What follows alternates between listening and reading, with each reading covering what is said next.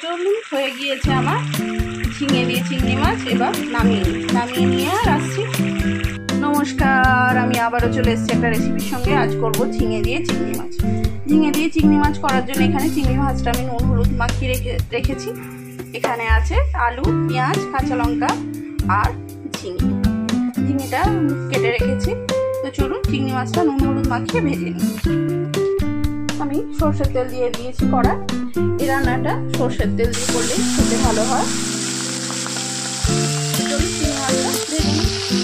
চিংড়ি মাছটা ভাজা হয়ে গেছে, এবার তুলে নেবো। এই চিংড়ি মাছ ভাজা তেলের মধ্যেই দিয়ে দেবো কালো জিরে ফোড়নটা একটু ভেজে নিই। কালো জিরেটা ভেজে নিয়েছি, এবার দিয়ে দেবো পেঁয়াজ আর কাঁচা লঙ্কা।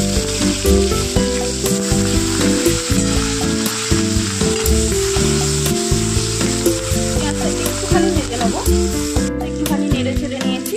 এবার দিয়ে দেবো আলুটা।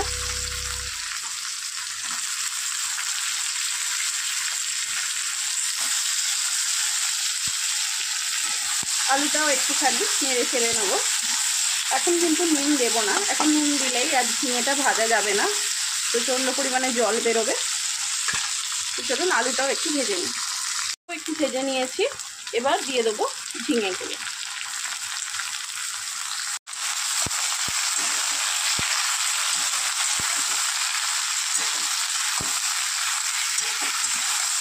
চলুন ঝিঙেটা ভেজে নিই। ঝিঙেটা ভাজা হয়ে গিয়েছে খুব ভালো করে। এবার একে একে মশলাগুলো দিয়ে দেবো হলুদ গুঁড়ো, দেবো লঙ্কা গুঁড়ো, দেবো জিরে ধনে গুঁড়ো, আর দেবো স্বাদ মতো নুন।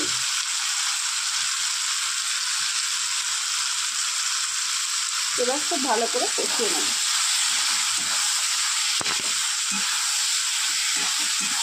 এগুলো কষিয়ে নিয়ে আসছি।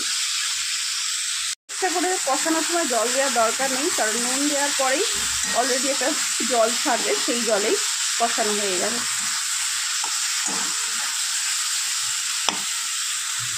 কষানো হয়ে গিয়েছে, সাইড দিয়ে জল ছেড়ে দিয়েছে, তেল ছেড়ে দিয়েছে। এবার দিয়ে দেবো জল। খুব বেশি জল দেওয়ার দরকার নেই, কারণ এটা খুব বেশি ঝোলও হবে না, খুব বেশি মাখাও হবে না, মিডিয়াম একটা ঝোল হবে, মাখা। তো চলুন, অল্প জল দিয়ে দিয়েছি। এবার ঢাকনা দিয়ে রান্না হতে দেবো। তো চলুন দেখে নিই।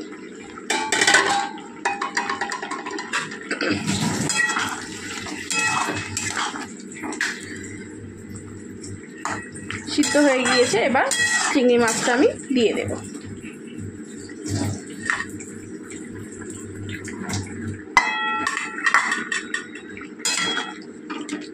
চিংড়ি মাছটা দিয়ে আর কিছুটা রান্না করে নেব, তাহলেই রেডি হয়ে যাবে ঝিঙে দিয়ে চিংড়ি মাছ।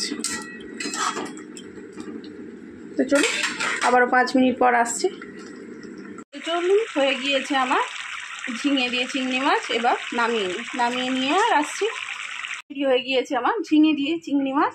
রেসিপিটা যদি ভালো লেগে থাকে অবশ্যই লাইক, শেয়ার অ্যান্ড সাবস্ক্রাইব করবেন। আর রেসিপি সম্পর্কে কিছু জানার থাকলে অবশ্যই কমেন্ট করবেন। তো চলুন আজকের মতো টাটা, দেখা হবে অন্য কোনো দিন অন্য কোনো রেসিপির সঙ্গে।